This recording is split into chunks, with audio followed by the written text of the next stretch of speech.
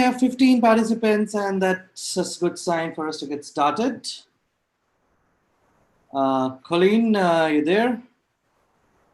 Yes, sir. I'm right here. Perfectos. So good evening, guys. What a splendid Friday evening. I'm glad you guys join us for today. We have Colin Pal with us, who's been a fellow product manager from Southeast Asian market. I did get the pleasure of hearing him speak live at the Product Management Festival, Singapore. And oh boy, the entire session was jam-packed, as against other, workshops or sessions were happening in small lecture theaters.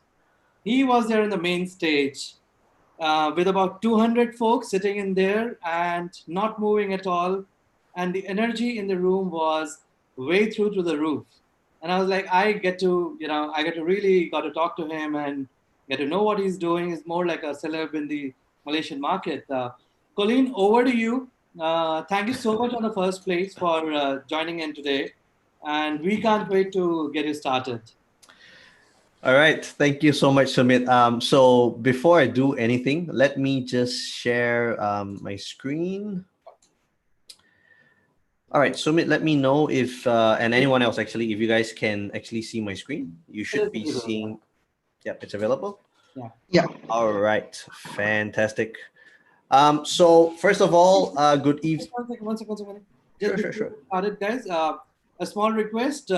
We did get a lot of your questions in the form of your registration form, and we would be addressing those. But if you have any question that you can't wait for towards the end, I would ideally not want you to wait. But if you have any question, just keep typing them out regarding product management, around paradoxes, about politics, people, process, practice, anything that comes to you, any doubt, please keep typing it in the chat, and we definitely go through all the questions towards the end or whenever it seems right in the flow of the content. Sorry, that's it. No problem. Yeah, so as Sumit was mentioning, I think if you have questions, feel free to type it, and I will try to get through as many of the questions as possible. The way I like to do this is I'll usually try and answer the most relevant ones to the topic, and then I'll go to the more general ones that came through. So if there's anything, and if even I'll push it one step further. If there's a question that you really are dying to ask, you can't wait until the last slide, actually feel free to actually speak up as well. That's okay with me, as long as it's okay with Sumit. Oh yeah, absolutely. We are an open platform. Yeah, so I think one of the things I like to do is to make the sessions less one-way traffic, because I was just telling Sumit before we started just now, doing webinars versus doing a live session is so different. Like right now, it's really hard to see your faces. It's really hard to know whether you're getting it or not. I haven't started obviously, but I mean that's usually what somebody looks for when they're presenting, and I have no visual cue in that sense. So yeah, if you want to share your screen, show your beautiful face, your handsome face, please feel free. I don't mind. It makes it more fun for Sumit and myself, because right now we're the only two people sharing our faces. So, all right, let's do this then. Yeah. So first of all, I want to thank Sumit and everyone at the World of Webinar for this opportunity for me to share with you guys this evening. I'd like to start by telling you a little story.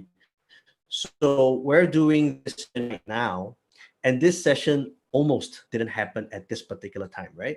So Sumit invited me for this session, and then over, I think it was last weekend, he messages me and says, hey, would you be open to changing your slot? And I was like, okay, that's interesting. Can you tell me why?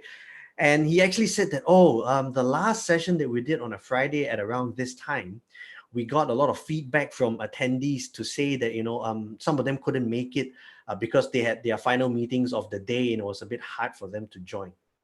Now, I will be very, very honest with you, right? The first thought that came to my mind is that what people call Friday drinks after work these days in India? They call it final meetings. So if that's the final meeting that you guys have, feel free to invite me. I'll be very happy to join your final meetings, all right? So yeah, that was very interesting. But the other thing that's also very interesting about the webinar today is that this is the latest I've ever done a session, whether it is online or live. And for those of you who don't know, it's actually 10 p.m. local time here in Malaysia. So it's pretty late in that sense. So I've done a 5 a.m. panel call before, and now I'm doing 10 p.m. Webinar. So I guess, I've pretty much done almost a follow the sun model already. Thanks for Now, that, Colin. no problem, no problem. My pleasure. So let's get into the topic. But before we do that, let me introduce myself. My name is Colin Pal, as Sumit has mentioned. I have, as of this year, it'll be my 10th year in product management, and I've been based out of Southeast Asia in Kuala Lumpur, in Malaysia. I've done a lot of product leadership and product management in various different companies.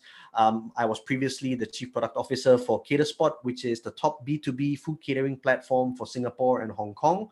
And prior to that, I was the VP of Product for Photobook Worldwide, which is the top photo products designing platform in Southeast Asia with customers in 100 over countries. Right now, I am the producer and host of the Product Uncensored show, which is actually a product talk show where I actually talk to product leaders from Southeast Asia and beyond. The reason why I say beyond is we've just finished our first season. We've finished our first 12 episodes. And next week, I will actually be talking to my first guest from India. So for you ladies and gentlemen who've never heard of the show, do look out for it. It'll come out on Wednesday morning, India time. You can find the Product Uncensored show on all major podcasting platforms as well as YouTube. Now, so let's start by making this a little bit more interactive, okay? So first question is, and if you guys know the answer, please feel free to type it in, use the chat. And that question is, do you know who that person is with me? I'm the person on the right, obviously, if it wasn't clear already. Do you guys, ladies and gentlemen, do you know who's that person on the left? Use the chat, use the chat.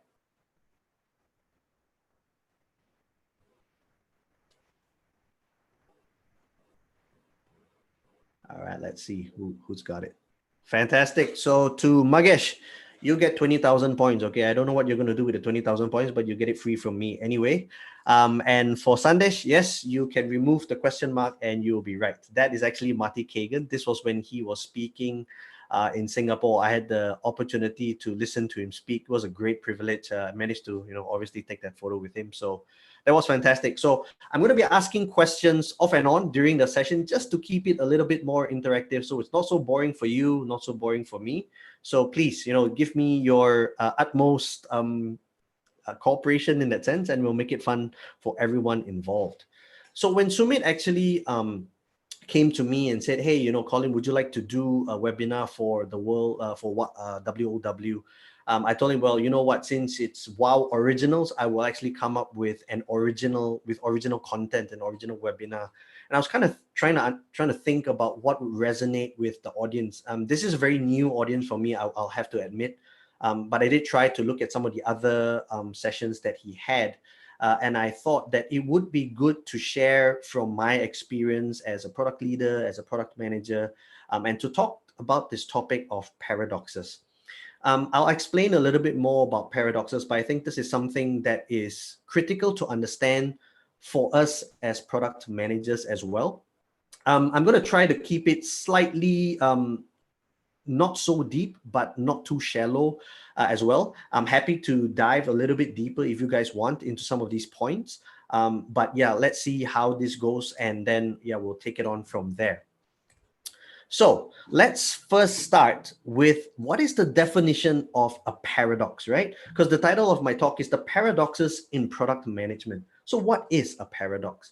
And according to the dictionary.com, it's quite wordy, right? A seemingly absurd or contradictory statement or proposition, blah, blah, blah, blah. So not everyone will understand it. So let me give a shot at trying to make it a little bit simpler, right?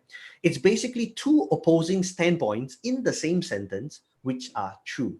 Let me give you one of the most common paradoxes that we all are familiar with. The only constant is change, right? A paradox can also be two opposing words that you use in a phrase, and some of it will be very common to us. So let's try this one. You ever heard of a dry wash? So it's a wash, but it's dry, right? So this is the paradox, right? Two opposing viewpoints in the same sentence or phrase that is actually true, right? So now let me give an example and we bring it into product management, right? Let me know, use the either emoticons or you want to chat to say yes, that's up to you, whether you've heard this one before. Product managers are mini CEOs without the power. Heard that one before? Okay, so far one person, two. All right, fantastic. So you guys are familiar with this as well, right? So this is an example of a paradox. Now, I'm not going to cover that paradox about the mini CEO because that has been discussed to death. And also there's a lot of content online. What I want to do with this session is talk to you from my experience and the paradoxes that have held true for me throughout my career. And hopefully that will give you some understanding of how we can excel in this world or in this line of work where we seem to always have to walk this middle line between two very opposing standpoints. All right, so let's go to the first one. Paradox number one says that data is great until it isn't. Now, if there is anyone in this session who is a product manager who doesn't use data, you can give me a thumbs up right now, and I will happily give you some counseling after the session. All right, because in product management, data is king, right? Anybody who disagrees, feel free to let me know, right? Let's make this interactive. So if you feel that it is not true, tell me. But as far as I'm concerned, every single product manager that I've ever spoken to will agree that data is king. But the thing is, data is always a double-edged sword. You have too little data, you're making essentially a blind decision. Too much data, and you get into analysis paralysis. So this is why paradox number one is so important. We must use data, but use the right data at the right time in the right way. So a British economist, his name is Ronald Coase.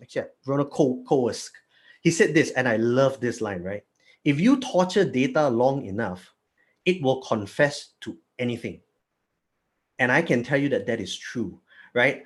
I've had a lot of experiences where you try to justify, you try to qualify your statements, your ideas, and people just don't get it. And they will tell you, we're looking at the same set of data, but I'm making this conclusion and this person is making another conclusion. So what does this mean for us as product managers? It means that sometimes we need to understand that data can be conclusive, but it can also be inconclusive. So that's why if you read literature about product management, there is data-driven, data-inspired. So we need to understand the difference and you need to know when to use it. So let me give you an example from one of my ex-companies that I worked with. We were building a brand new e-commerce platform simply because we felt that all the off-the-shelf and customizable platforms that we used didn't work. So we spent a year and a half building this e-commerce platform. It could do anything that we wanted basically, right? Because it's internally built. And once we launched, what we noticed was that the conversion numbers were going down. Now, obviously, when conversion numbers go down, people are going to start to panic. And of course, there were questions that were going around. But the thing is, you see, data about conversion is only one half of the story or one of the edges of the sword. The other part was that we actually improved our average basket size for checkout. And the data was actually inverse of the conversions. What this means is that the new platform that we built, one of the major problems that we were solving with this new platform was the ability to do a multi-line checkout. So it is actually very logical that people would check out more at one go now rather than check out 3 times, right? Because now you can check out 3 products with one checkout rather than 3 times one product each. So that is why, here's an example of why data is great until it isn't. So if you don't understand the full picture of the data, you're going to be in danger because, like I said, you torture data long enough, it will confess to anything. All right. And this is also true if you are talking about data and you're doing new innovation that is ahead of the curve, right? I'm not talking about feature parity here. I'm actually talking about new innovation that's so new that even your competitors haven't done it. How do you get enough data? You can't really. You can get some anecdotal data. You can be sort of data informed, but you can't really be data driven in that sense. So in those cases, data is not great. What you have to do at that point in time is to rely on your product judgment or your product sense or your product gut. There's different calls for that.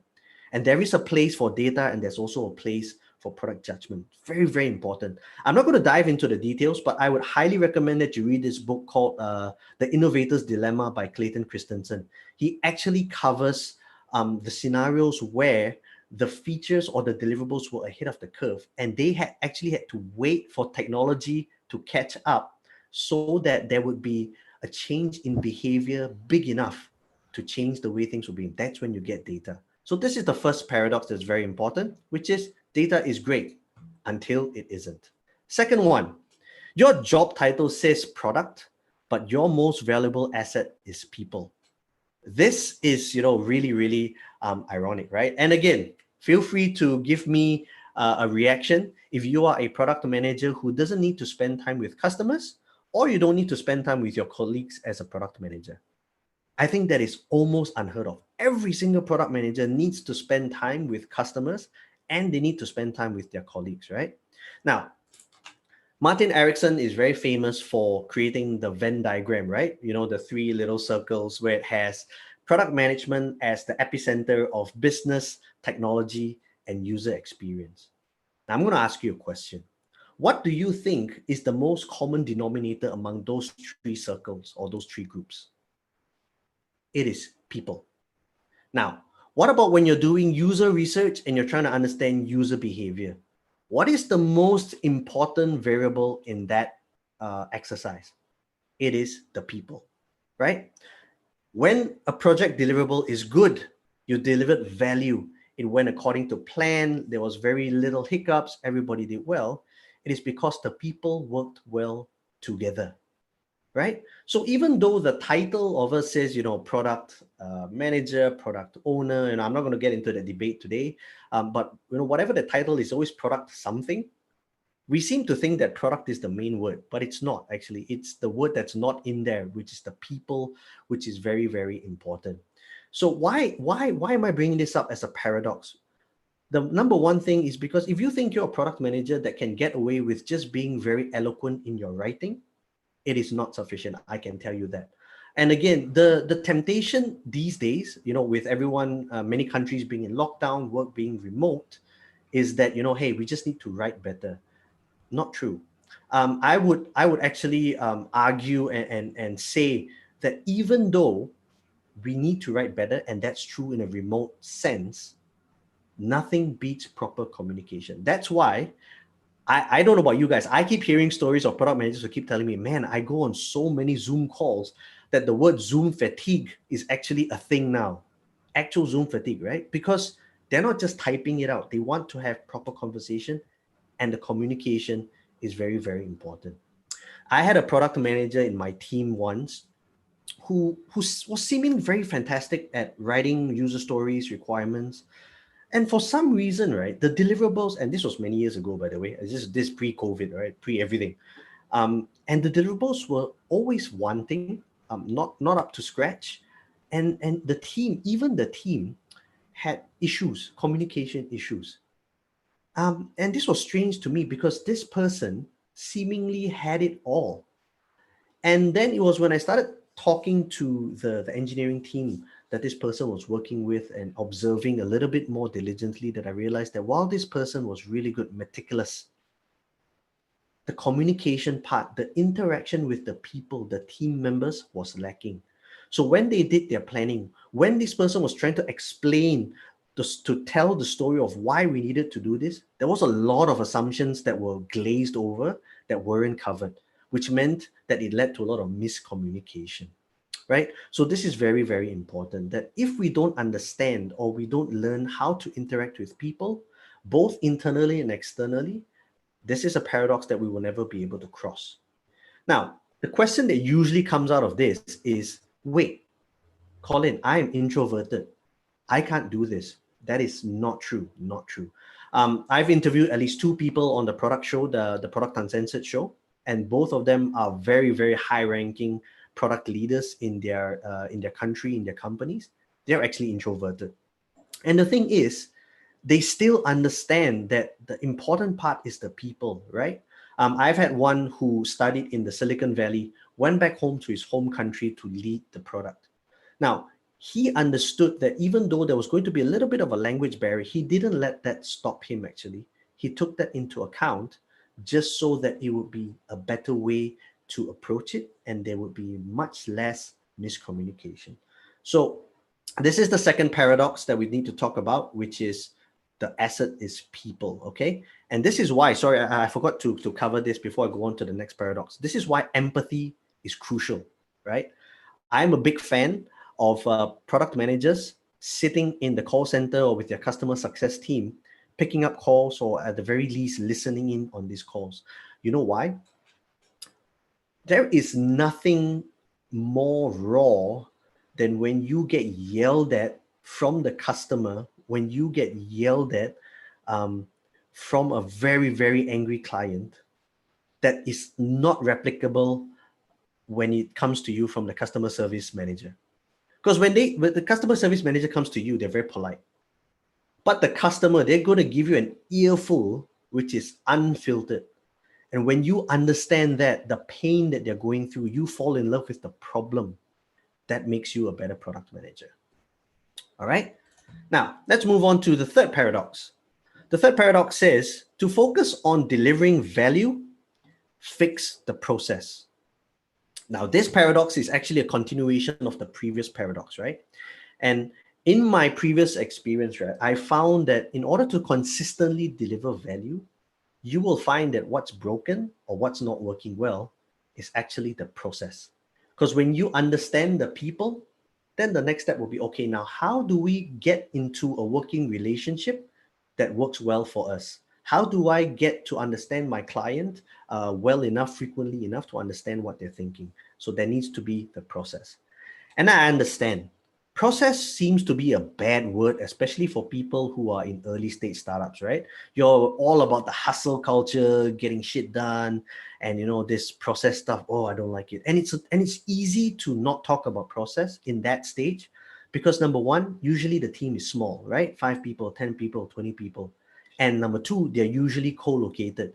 So imagine you're having a talk with your product manager and you don't understand his user story. All you got to do is go, hey, Sumit, I don't understand this user story. Tell me what the acceptance criteria is, right? Very easy, direct. But once you get bigger, you open more than one office and now suddenly geographically you are dispersed, suddenly it gets more difficult, right? And unfortunately, it also means that there has to be some form of process.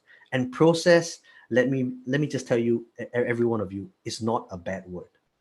The thing is to find that middle line where you have enough process to get value out continuously, right? So even though I said here to focus on delivering value, I think one of the implied parts of that paradox is that to deliver value consistently and repeatedly, right? You need just enough process.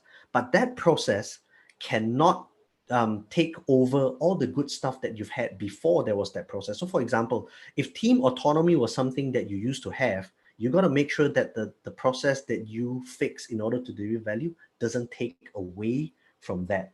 If it meant that people would have a different culture that was toxic, I would say that process is not worth it, okay?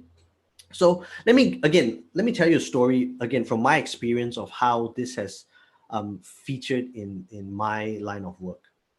I worked in this company where when I joined, the value delivery from this team was very incomplete and very disjointed. The front end would always deliver very quickly, but the APIs would be slow, and to the database would not. So essentially what we would be having would be glorified mockups, right? Because, you can click on the drop downs and everything, but it's not returning value. And at the same time, the stakeholders are asking, we've got 4 teams working on this and all we have is the front end. So when I checked, I observed, and usually when I first join a company or an organization, the first at least 1 week at the very minimum, I sit and observe. I don't implement any changes. I don't do anything. I just observe. And I realized that it was an engineering team issue. Now, I'm a product manager. Technically, there's a head of engineering to handle all this, right? But the thing is, like I said, this is the paradox. I want to deliver value. I want my team to deliver, but I realize that there is a process issue that needs to be fixed. And therefore, I will have to acknowledge it and fix it. So what I did was I sat with the head of engineering and explained. And of course, I made sure that product managers, we in our slide decks, our slide deck, which all the data, it shows us why this wasn't working. And obviously, it was a very candid conversation. There was a lot of back and forth. And finally, we agreed that yes, this is a process issue that is impeding us from delivering value. And so what we did was we actually got buy-in from the management as well. And we actually changed the team structure. We went from a team that was on a layered approach. That means one team was front end, one team was API, one team was back end, one team was DevOps. We actually switched it up that every team was cross-functional and it was a full stack team. We also moved from Scrum to Kanban so that we would not be locked in every sprint. And so what happened was that we actually managed to start delivering value soon. That means every time we time boxed it, we were able to deliver a fully functional feature simply because we fixed the process. And again, like I said, it came from me. I'm not an engineering guy, but I realized that there was a problem. And the thing is, with this paradox, you're not just delivering value or trying to manage it downwards, you're also trying to manage it upwards. In another experience, right, I noticed that engineering was not able to deliver their sprint deliverables almost every sprint, right? There's always, and it's not like you miss out one or two stories. They were missing out like 50% of what they were supposed to deliver. Now, this is very strange. If you're well versed with Agile, you know that you only take enough for the particular sprint. You don't take any more than that. And yet they were still failing by 50%. And so again, observing at what was happening, I realized that marketing was coming to the teams with a lot of last minute requests. And the best part was they were going directly to the developers, therefore bypassing the product manager for the team. Now, the quick fix, of course, the first thing I did was to tell all the heads of departments, hey, please guys, if you have any requests, go through the product team. Now that's the quick fix.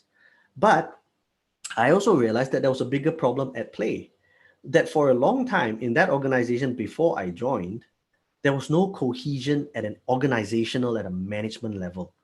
And so what they were doing is, in order to get their work across the line, they go straight to the developers because they want it to get done.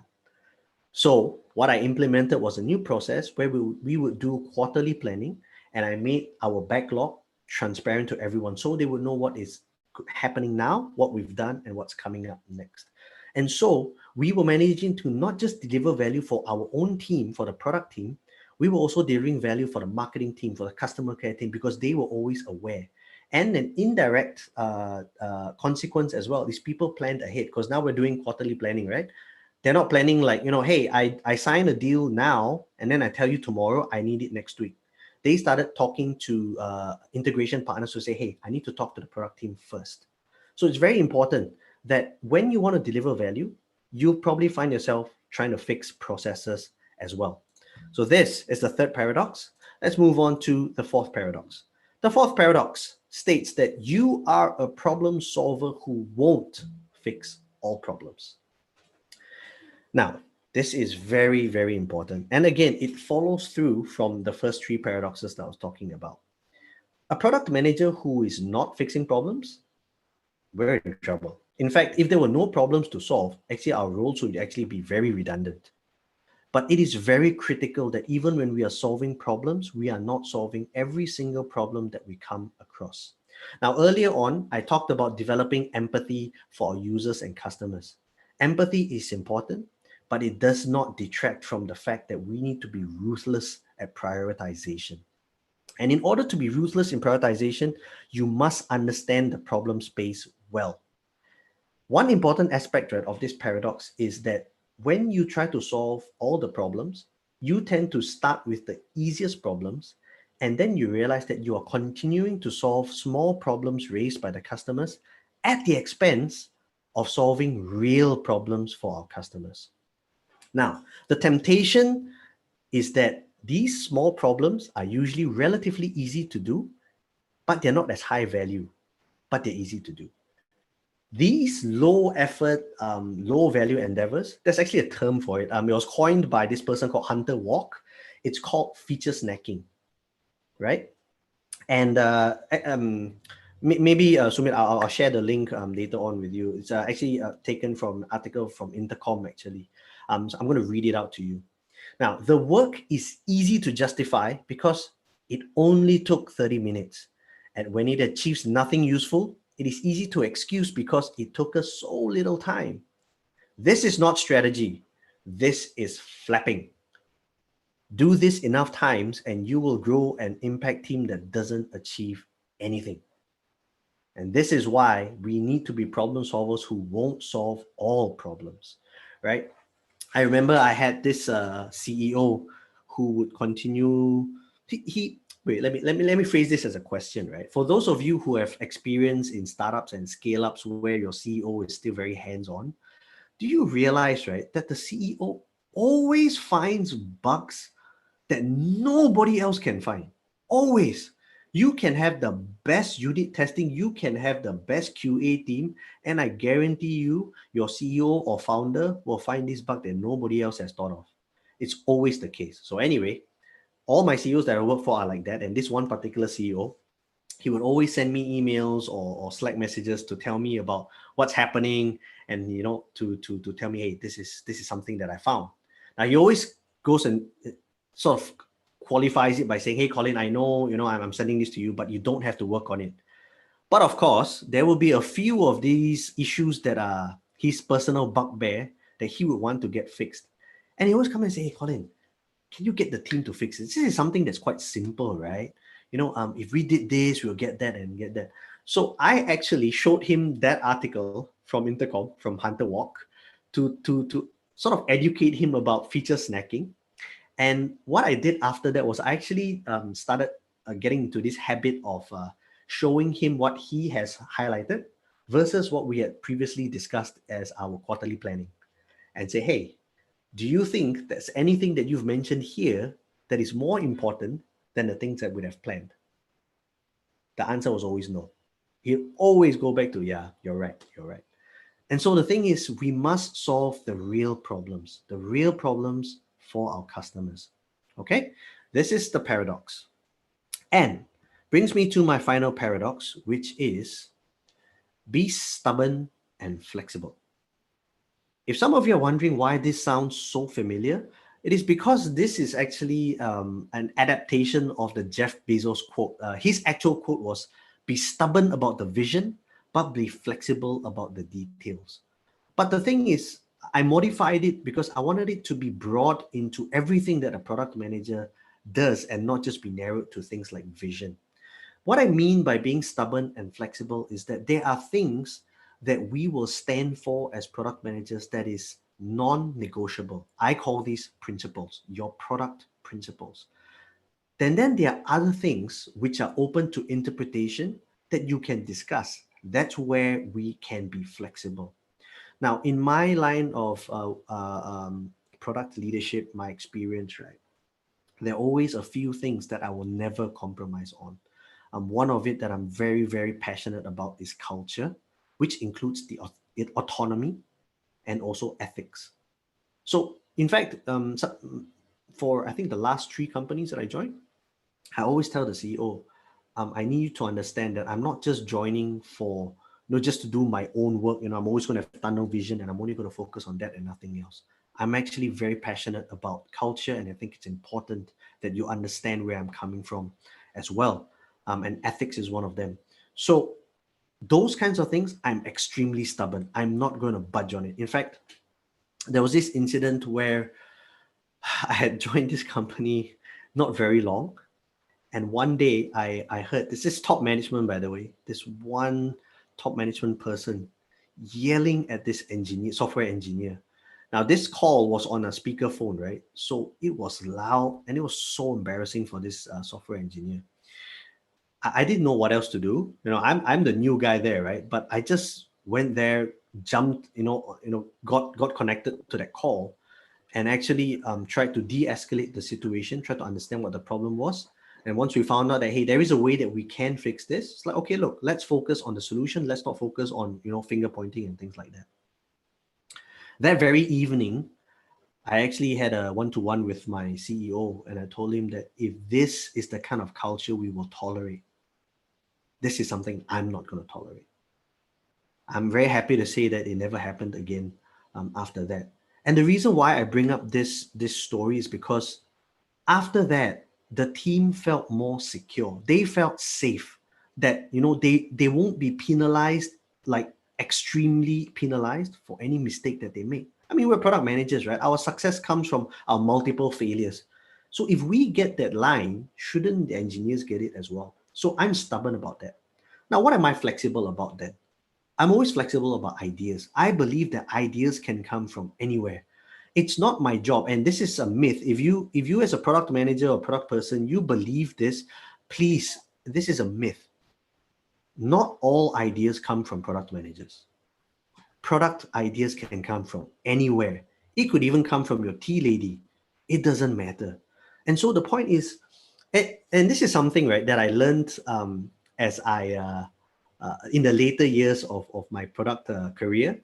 I wish I would have known this earlier. I could have made less mistakes, but thankfully I've learned it anyway, is that whenever someone comes with an idea, I need to be flexible. I don't just go no, right? Because some people, they haven't mastered the art of communication. They don't know that their biggest asset is people yet.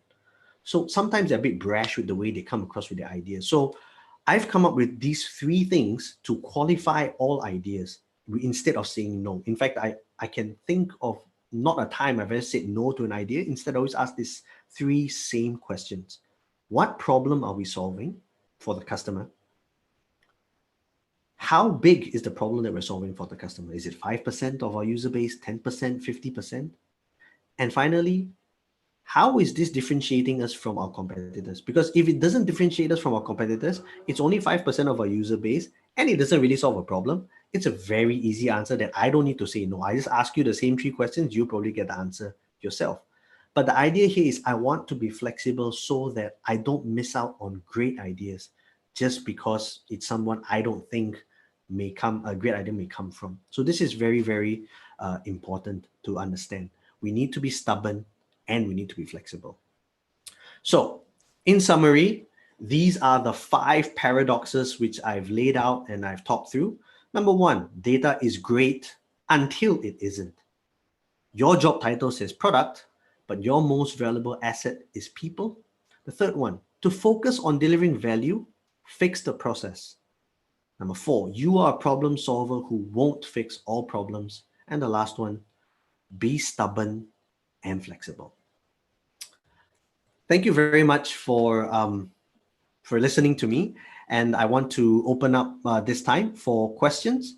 I'm going to also go to the question sheet that Sumit has provided me with. So if you guys and girls want to take some time to think about questions, that's fine. I'm going to start answering some of the questions here first. So the first question here is from Pooja Sharma. And the question here is the difference for B2C and B2B from a product manager's perspective.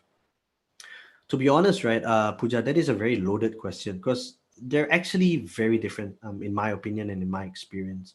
But the major differences, I would think, is number 1, the frequency of usage is very different. So for example, if you're doing A/B testing for a B2C product, you will see the results very quickly as compared to doing an A/B test for a B2B product. Number 2, the number of customers that you have will also be less because you may have multiple customers as one client. And in B2B, we tend to refer to the client as the customer. So for example, if you're a B2B and let's say World of Webinar is my customer, technically it could be Sumit and 4 other team members of his, but in our book, we see them as one customer or one client. So there is a difference there. Number 3 is the kinds of persona that we would what's the word I'm looking for here, that we associate with the customer. For example, if it's a B2C product, it's usually very clear which persona, you may have 3 or 4 main personas. In B2B, because the customers in one company, there are multiple customers, you could have a mix of multiple personas in one client. So it's sort of a little bit less clear in that sense from an individual perspective. So when you're building as well, you're not building for the person, you're usually building for the client in that sense. So those, I think, are the biggest differences. And how does that impact you as the product manager? It impacts you as how you do user discovery, for example.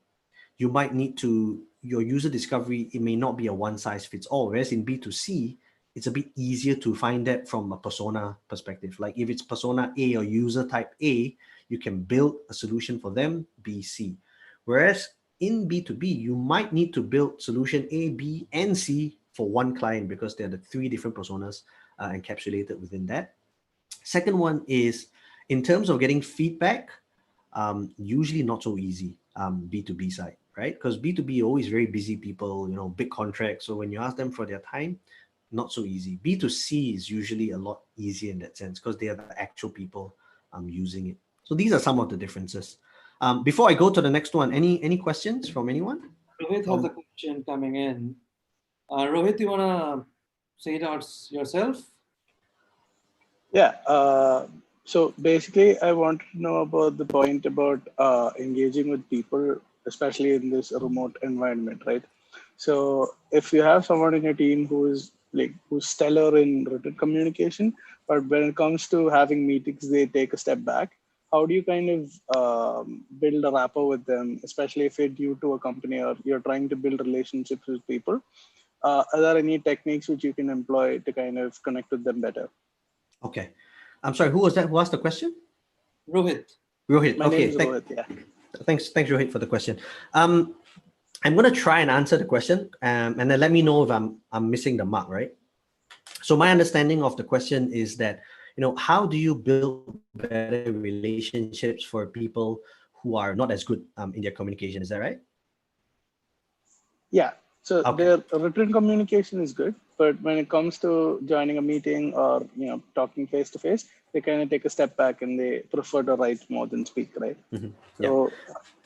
Understood. So these, if you look at the character, usually these tend to be the more introverted people in that sense. Not necessarily in every case, but usually it's like that. They're very articulate when they write, but spoken wise, they're not so articulate. And this is something that is not natural to them. And I think the first thing is to be very aware that you cannot push them as much as an extrovert person would.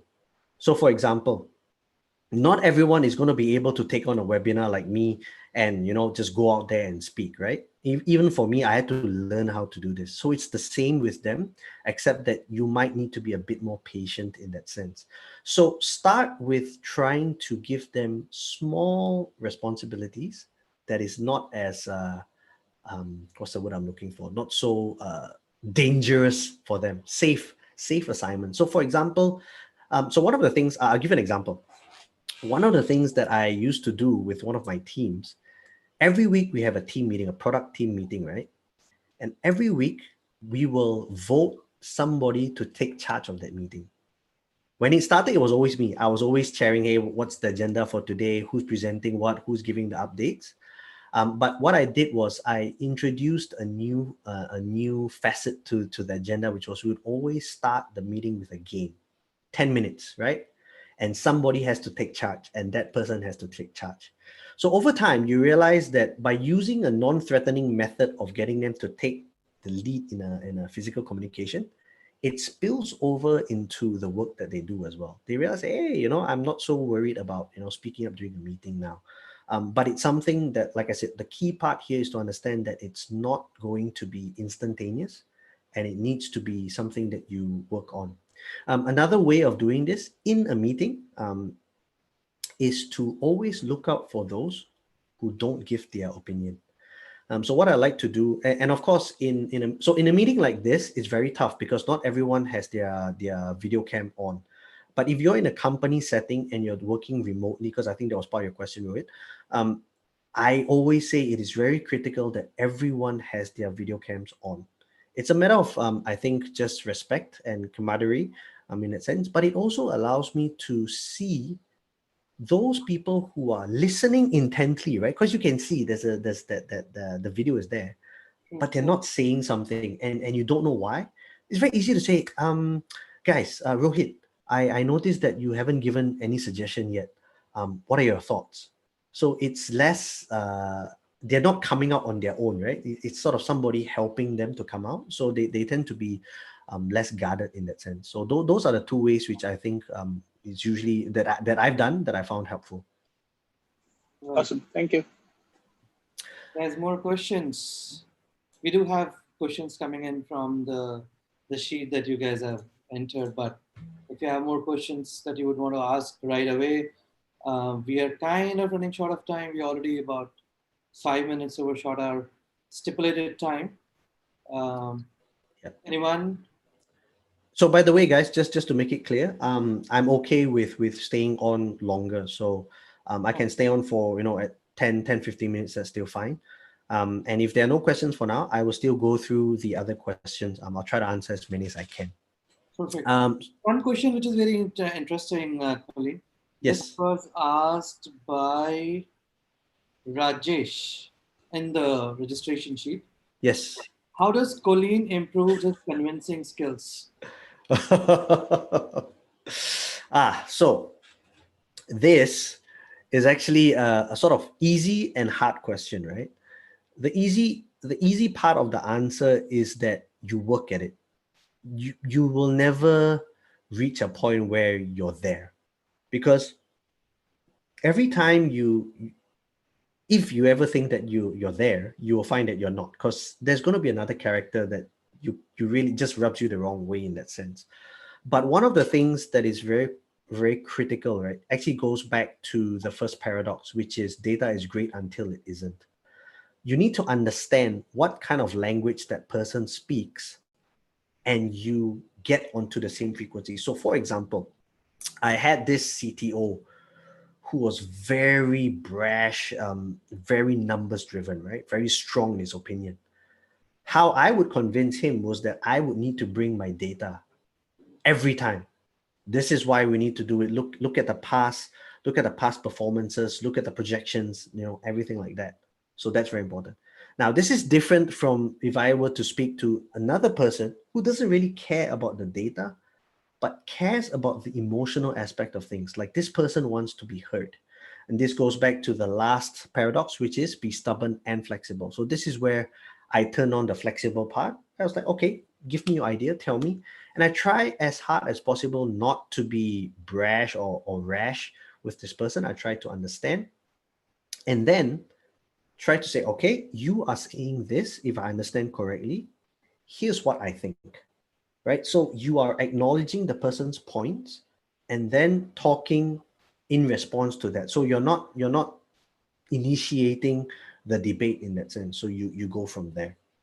There are actually a lot of tactics that you can use, persuasive skills, soft skills, if you search on the internet for how to do this.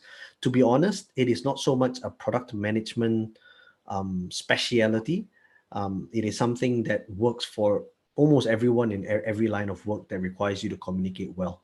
But it is definitely something, when I said the easy answer is you need to continuously work at it, right? Because you can have all the theory up here. If you never put it to the test, you're never going to convince anyone. True. Absolutely. Thanks for that. So, Colin, hi. I just wanted to ask a question. I'm at the beginning of my product management career. So I just wanted to understand, how do we manage the conflicts between team? Let's say there are two teams, research team and technology team. Research team has come up with something which will ease down their work, but it will increase the work of the technology team. And they're saying, no, we can go ahead with the traditional way how the research team does the manual work. Yep. So how do we manage such conflicts? So the two teams, are they under the same product manager, or are they two different product managers? They are the same product manager. They are working on the same product, right? Okay. So if it's the same product manager working on the same team, the best and easiest way is usually to bring all aggrieved parties into the same meeting and try to make it a face-to-face meeting. I know now in COVID it's a little bit hard, bring them to the same Zoom meeting then. So the idea here is we need to understand how people behave. And again, this is more soft skills than it is product management skills, to be honest. But a lot of people are more blunt when it's typing, when it's written, right? They in Slack, they go, oh, my idea is better. And it sounds like that in your head, but it may not be how it sounds when that guy typed in. It's like, oh, that's my idea. It's very different. It's the same sentence being processed differently with two different people. So that's why I find that when you bring them together into a room, you start, and usually the product manager is the facilitator in that sense, right? So I usually encourage you to set the parameters, to say, hey, the issue that we're talking about is A, right? And this is very important, because if you don't specify what the meeting is about, it could go out of hand very easily, right? They go, this search team is always like that, they're always trying to, they find their way out and get the easy way, and they go, the technology team is always so lazy, blah, blah, blah. So by specifying, we're talking about this particular option. Now let's discuss. So then let's prioritize it. I say this is better because of A, B, C, D, E. And then this person says, well, I think this is better because it's A, B, C, D, E. And then if you put it up on a board, if you have a written board, fantastic. And then you can ask them, look, is it clear? And if that doesn't help, what usually helps is if you get the team lead, or the tech lead, or if it's a smaller company, maybe even the CTO, to get in on board as well into that conversation. Simply because, especially if it's a very technical issue which you're not comfortable enough to handle on your own. So for example, right, if we talk about, and I did this before, we were talking about branching strategies and deployment strategies and things like, I'm not a greenhorn, but I won't say I'm an expert in the space. So when there was two teams that had different ways of wanting to implement it, I actually got an expert to come in, and then there was a DevOps guy to sort of sit in with the team and then let them discuss. So I'm merely the facilitator in that sense. Okay, makes sense. All right, I hope that helps. More questions anyone has? Yep. While they're waiting, there's one question that I would like to answer. Please go ahead. So this question here was asked by, Sumit, you asked it. How do you manage the politics? Oh, this is tough. But I really wanted to answer this, because in product management, right, inevitably, the higher you go, especially when you reach a product leadership position, you will find that there's some element of politics in that sense. Now, there are two things that you can do. Number one is you get stuck in with it and you ride with it, right? That means, you play the game. But you can also try to not play the game, and you try to be the difference in that sense.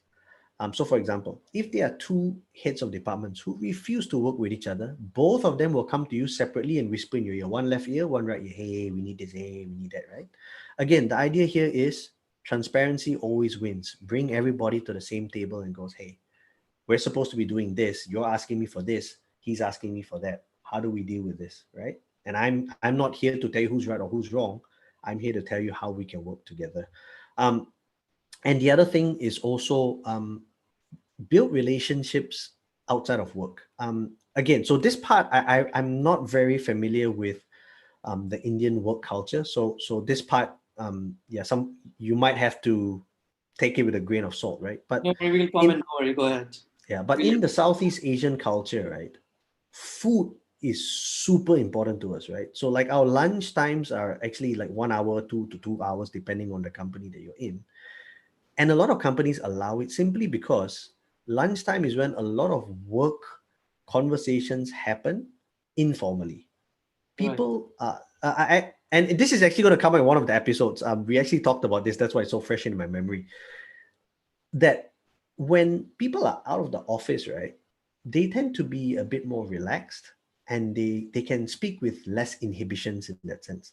So if you can, sometimes take your team out to a different place. Like for example, if you're doing a retrospective, or if you're doing a team meeting, right, your product team meeting, maybe once a month, do it in a cafe. Well, again, now it's COVID, so it's a little bit hard, but do something that breaks the monotony, that makes people not feel like it's the same old, same old. I think that really helps to change the complexion or the nuance of things. And that usually helps to break the politics a little bit. And to be fair, right, I always tell my team this. I hate office politics and I try very hard not to be involved with it. But I also know that, this is the real world. There is some form of element of politics. So the best that we can do is to not participate and to try to reduce it as much as possible. Thanks. That's helpful. Let me see what's the other one. Okay, this question, I'd like to answer this. This is from Buzz Ram. How do you transition from a business analyst to product manager? What are the competencies that I should develop? I think if you take every single paradox that I've listed down, you're good to go, to be honest. Because the business analyst role is a very technical role that is very narrow in that sense. And I'm not saying this as a criticism. It's just that the way the role is, it's very focused. In product management, right, you're dealing with everyone. So you need to understand what's happening outside of your world. In fact, not outside your world, outside of your comfort zone or the technical space. You need to understand everything, right? So the more you understand and the more you interact with people, the more you understand the data, the more you're stubborn and both flexible at the same time, that's really going to help you in that sense. So to be honest, right, all the 5 paradoxes I've listed down there are actually competencies that you should develop, especially if you want to get in. Because if you, for example, let's use an example. If you're a business analyst, right, and you're only able to talk about the benefits from a technical point of view, you're not able to articulate what problem we're solving for the customer, or you're not able to talk about business value, it's going to be very tough in that sense. So yeah, I think this is quite critical. Question coming in from Rishabh, and his Yes. audio is going to be maybe a little bad, so he's just typed it out. Sure. Let's take the last question, or maybe one more after that. Okay. He's saying, if I were to set up a new product department in a company that doesn't have one, any examples of bare minimum processes or types of processes that need to be there to make it an efficient setup? Oh, fantastic. So first off, I'm going to be very unashamedly point you to the episode number 12 that I did for my show, which was with Michael Dickinson. We actually talked about this as when you join a company as the first product hire, what do you do?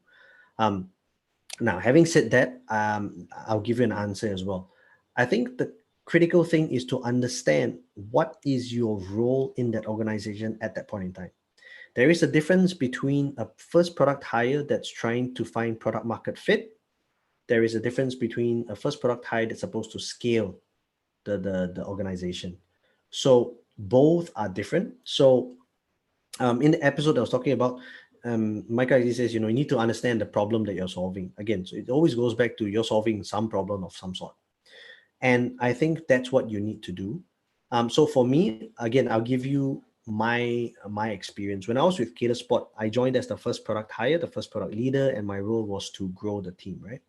So the first thing that I did was to actually write down the playbook for product, right? There was nobody in product at the time, but I started with the principles of the product team in CaterSpot. What do we believe in, right? Like, I actually adapted it from the Agile Manifesto, the 5 principles. I actually adapted it from there, what over what, and I made it clear and I posted up in our internal conference so everyone could see it, because that becomes the baseline by which everyone else will interact with you and your team. So for me, that was very important. And then secondly, I started looking at all the problems that we were facing internally as a team. My role in that company was to scale, help to scale the product team while the product scaled as well, or rather while the organization scaled. But there were a lot of things that were missing between the different teams. So I instituted all the ways that we would communicate. So again, it's all part of this playbook, right? How do we communicate when we release features? How do I tell you that this particular initiative was successful? How do you know what is coming next in the project pipeline for the tech team? So in one word, if you need it to be like, TLDR, setting up the playbook will be very, very important. So, because here's the thing, after that, when I made my first hire, it was very easy because I just told the joiner, hey, this is the Confluence. These are all the main pages, right? This is our principles. This is how we work. This is how we interact. This is what we do. You go and read it for the first 3 hours after lunch. Let's sit down and chit chat about what you don't understand or what is not covered. That usually is very, very helpful. So I hope that answered the question, Rishabh. A reaction, Rishabh, may be helpful. If you could react, a thumbs up. But that's okay. Great. You want to take more questions? We have a few people still with us. I'm not sure if they would want to ask questions or we're holding them back. Yep. I'll answer some of the questions while I'll see whether anyone wants to answer. I can stay on for another 5-10 minutes. That's fine. So let's just take another last question because it's about 8:35 here. And Okay. good about over an hour now. Okay. So I tell you what, I'll give dips to the people remaining, whether they want to ask a question, or if not, then I'll take one more question from the list. Sure. Guys, go ahead, your chance. Migesh, I know you're from product background. Pranjal, if you want to ask any question.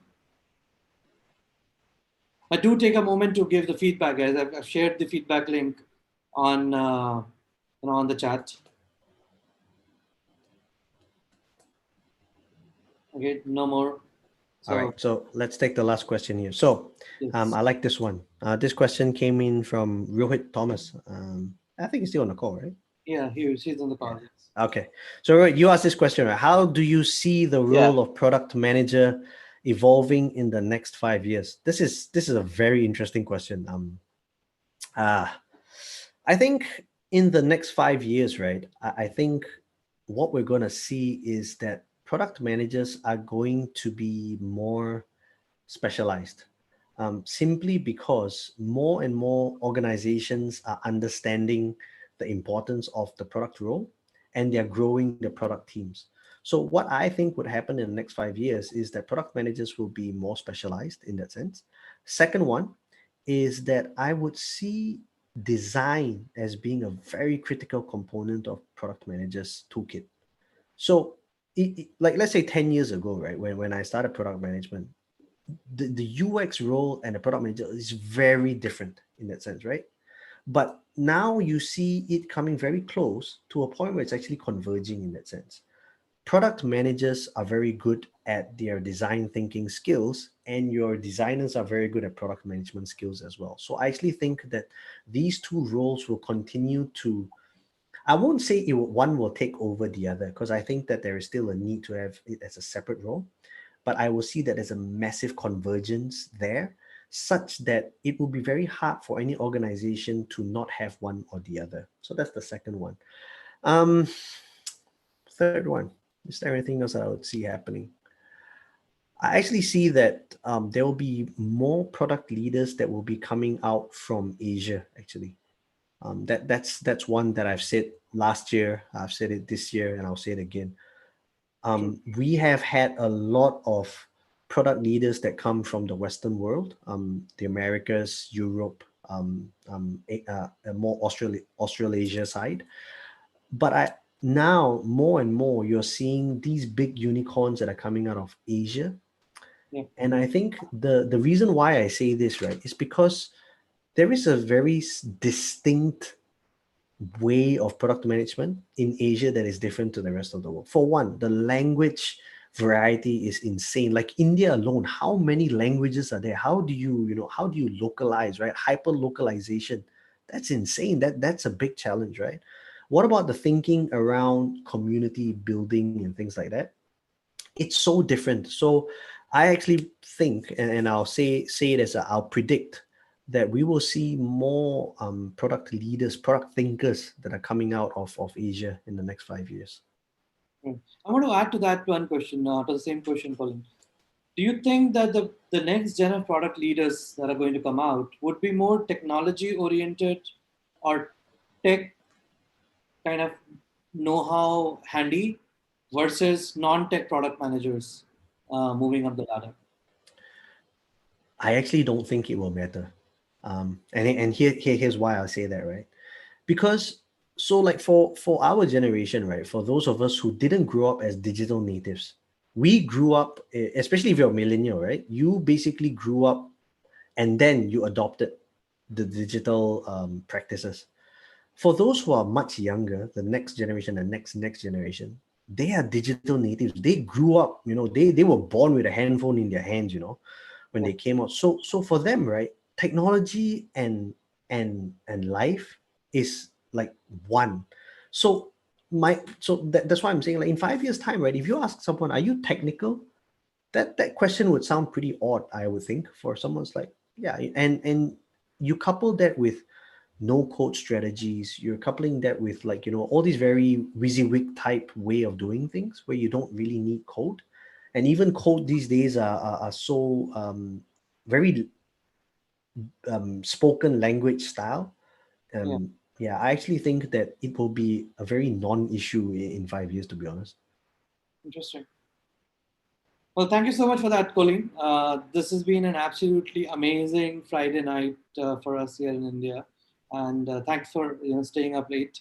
I'm sure the other guys also did enjoy. We did have a lot of people staying till almost like the end of the session. So thank you so much for that. I'll probably come back to you for more interesting topics, and we'll have some more fun.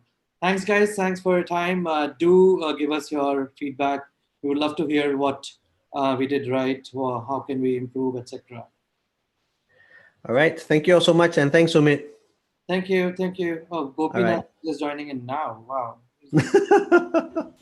We'll just at least tell him.